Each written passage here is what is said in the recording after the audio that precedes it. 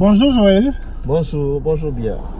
Nous revenons pour le deuxième numéro de notre web émission littéraire, des entretiens littéraires. Nous recevons aujourd'hui Joël Makengo, qui est écrivain congolais, quinois, et qui écrit justement en quinois, en langue quinoise, un roman très intéressant que j'ai apprécié, dont j'ai fait la recension sur mon blog, que moi j'ai hyper aimé. Le titre c'est Pensée Faubourg, qui a été publié aux éditions Nzoï, et qui, nous allons le découvrir, raconte un peu le quotidien des jeunes quinois et dans leur langue. Et donc c'est très intéressant et nous allons le découvrir aujourd'hui avec l'auteur lui-même. Bon, moi j'écris par nécessité. J'ai un esprit assez divagué, embrouillé. Je suis le genre d'enfant qui, en grandissant, racontait beaucoup d'histoires. Il m'arrivait même quand j'ai quitté l'école pour rentrer à la maison, j'ai soliloqué avec des gestes. Une fois, ma mère s'est même exclamée: Joël, pourquoi est-ce que tu rentres seul? Tu parles en cours de route comme un fou au moment où tu as beaucoup d'amis avec qui tu vis dans le quartier et avec qui tu étudies à l'école. Donc j'ai un esprit comme ça. Si je n'écris pas, mon esprit va m'emporter ailleurs. Donc, il vaut mieux utiliser toute cette imagination-là et les mettre sur écrit. Donc, en fait, l'écrit, pour toi, c'est un exutoire, c'est un canal par lequel tu... Oui, forme de thérapie pour canaliser mon esprit assez divagué. Je vide ma tête en écrivant. Exactement. Et là, tu as écrit un roman. Est-ce que tu peux nous raconter ton parcours d'écrivain, si tu veux? C'est pas ton premier roman, si je comprends bien. C'est pas ta première œuvre éditée. Oui, c'est pas le seul que j'ai eu à faire éditer. Le tout premier, c'est Les Trahison Tiska. Je l'ai fait éditer par les éditions Loulou, un éditeur électronique. Mais j'ai d'abord commencé par écrire des poèmes. J'étais en 4e, 5e des humanités à l'époque, en 98. Je pensais écrire une nouvelle série de poèmes parce qu'à l'époque, j'écrivais mes poèmes par série. Et en écrivant, je me dis, mais pourquoi je n'en fais pas un roman? Et je suis passé de la poésie au romanesque en passant par la mythologie. J'ai mélangé tout ça dans un... Et l'œuvre s'appelle Les Trahison Tiska. Okay. Les Trahison Tiska. Je pense que je vais me battre pour faire une édition locale et essayer de le commercialiser un peu plus. Exactement. Alors, tu es l'auteur de Pensée Faubourg. Pensée Faubourg, c'est pas écrit en français, c'est pas écrit dans le lingala classique, c'est écrit en quinois, si on veut. Alors, comment tu en es arrivé à adopter cette langue, qui est une langue, qui est la langue de la vie de tous les jours, qui est la langue de notre musique, et il y a beaucoup de références musicales dans ton roman, mais qui n'est pas encore devenue la langue de la littérature, parce que même lorsqu'on écrit en lingala, on écrit dans un lingala plutôt épuré, qui n'est pas vraiment quinois. Mais toi, tu as vraiment franchement pris la décision de parler la langue de Kinshasa de tous les jours, sans tomber tout à fait dans le jargon, on va dire, mais tu as eu cette audace-là. Comment tu en es arrivé là? Bon, je n'avais pas prévu ça. J'avais en tête écrire autre chose, mais un ami m'a envoyé par mail. C'était un groupe de personnes, on avait reçu le même mail, c'était écrit, très intéressant, il blaguait, mais j'ai aimé, au-delà même du fond, au-delà du message, j'ai aimé la forme. Il avait écrit ça en lingala, le lingala que tu dis chanter, le lingala qu'on parle couramment. Ça m'a tiqué, je me suis dit, mais au fait, on n'utilise pas. On n'utilise pas. Si je dois écrire, j'ai écrit en lingala, si je dois écrire, j'écris en français, mais si je dois écrire dans cette langue, le français ne le comprendra pas. Le lingala qui vient de l'Équateur, le mungala qui vient de l'Équateur ne le comprendra pas, mais le quinois le comprendra. Et c'est parti comme ça, je l'ai écrit comme ça et je me suis efforcé à encheminer les histoires, à me battre. Est-ce que tu écris pour le quinois? Bon, s'il faut dire, d'abord, je n'écris pas pour une autre personne, j'écris pour moi. Mais la particularité de Pensée Faubourg, c'est que je l'ai écrit en sachant que je l'écrivais pour une certaine catégorie de personnes. Donc ça, c'est vraiment la particularité. Donc je peux dire que je l'ai écrit, non pas pour les quinois, mais pour les utilisateurs du quinoa. Parce que la plupart de la diaspora de la RDC en Europe parle le lingala quinois. Ils ne parlent pas le lingala pur. Et nos frères de Brazza aussi parlent le lingala quinois. Les restes des Africains et des Européens qui aiment notre lingala, aujourd'hui nous avons des extraits sur WhatsApp, sur Facebook. Nous voyons des blancs parler le lingala. Le choix n'est pas militant. Le choix n'est pas militant. Mais en l'écrivant, je me suis rendu compte que je devais nécessairement essayer de me battre pour que le quinoa puisse comprendre que nous pouvons faire autre chose de notre langue. Moi, j'ai vécu dans un environnement où parler le lingala est impoli. Tu ne t'adresses pas en lingala à tes aînés, à tes oncles, c'est impoli. Soit tu parles dans la langue maternelle, soit tu parles en français.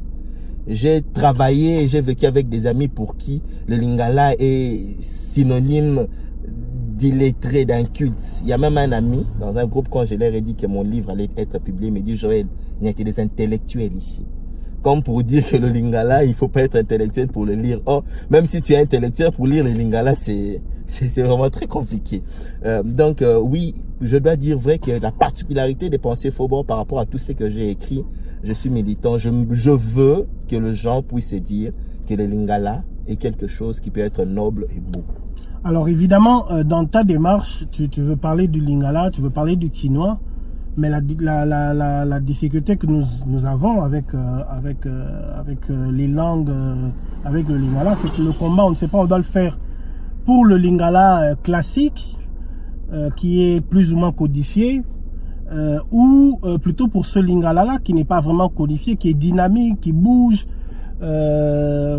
qui n'est pas le seul, qui utilise beaucoup de mots de langue étrangère. Alors, est-ce que quelque part, tu ne tues pas le combat pour le lingala en mettant en avant le quinoa?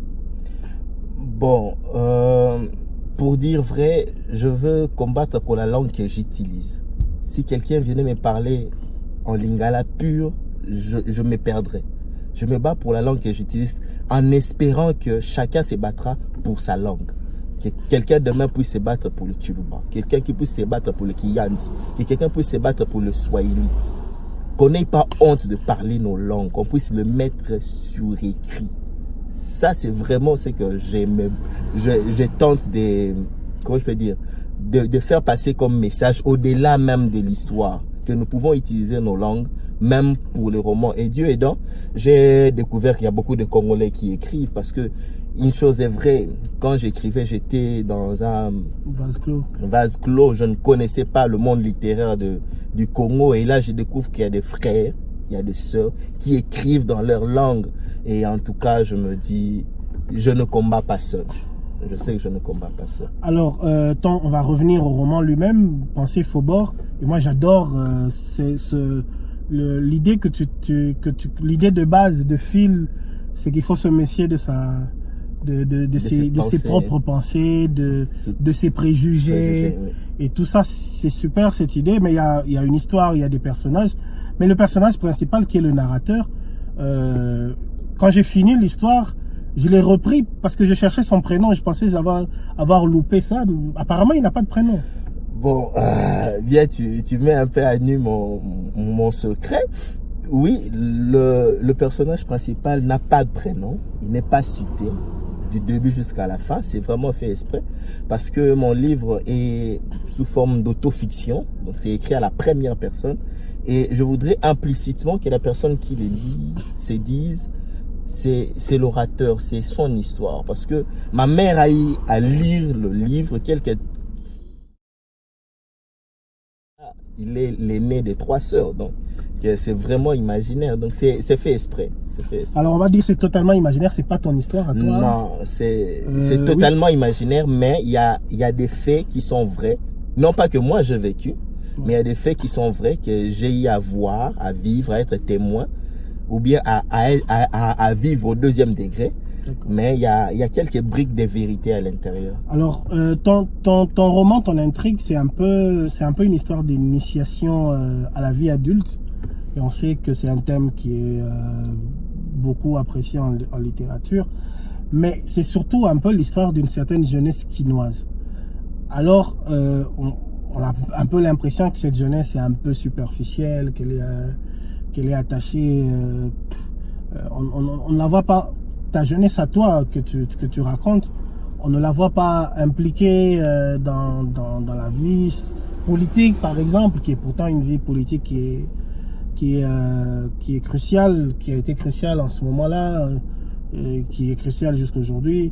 Est-ce que c'est vraiment ça l'image de la jeunesse quinoise, une jeunesse qui est un peu détachée de l'avenir de son pays? Non, je ne pense pas qu'il y ait un livre qui peut brosser en totalité à 100% toutes les facettes de la vie d'un pays, d'un secteur bien donné. Je ne pense pas.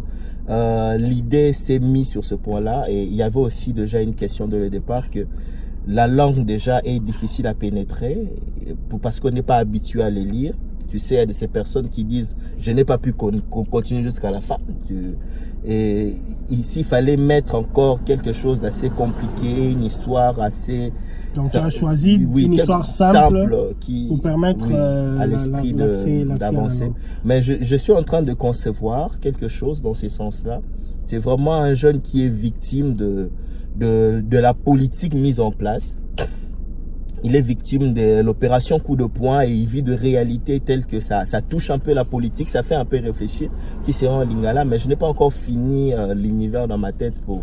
Tu nous permets de faire le pont avec la prochaine question. Quels sont tes projets littéraires? Mes projets littéraires, j'en ai plein. Là, d'abord, je dois m'efforcer de lancer le tout premier, Lettraisme Tiska. Je pense que d'ici septembre, si tout va bien, je pourrai déjà avancer avec ça. Et je viens de finir un tout premier micro-roman. Je voudrais faire une collection, mais je n'ai pas encore débattu de ça avec mon éditeur. Je voudrais faire une collection. Je finis le premier, je suis en train de finir 2 autres, toujours dans ce même style-là. Et je vais envoyer à mon éditeur. Je voudrais vraiment faire une collection, quelque chose de ciblé pour les élèves.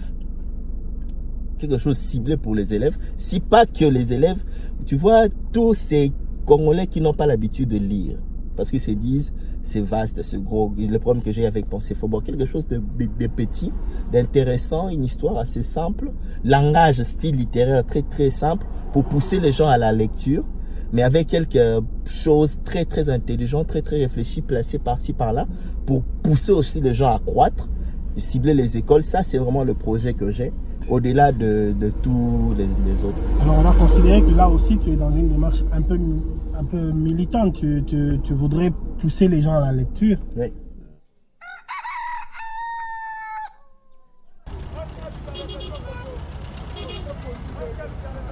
En me présentant à Kinshasa, je joue en même temps ma carte postale.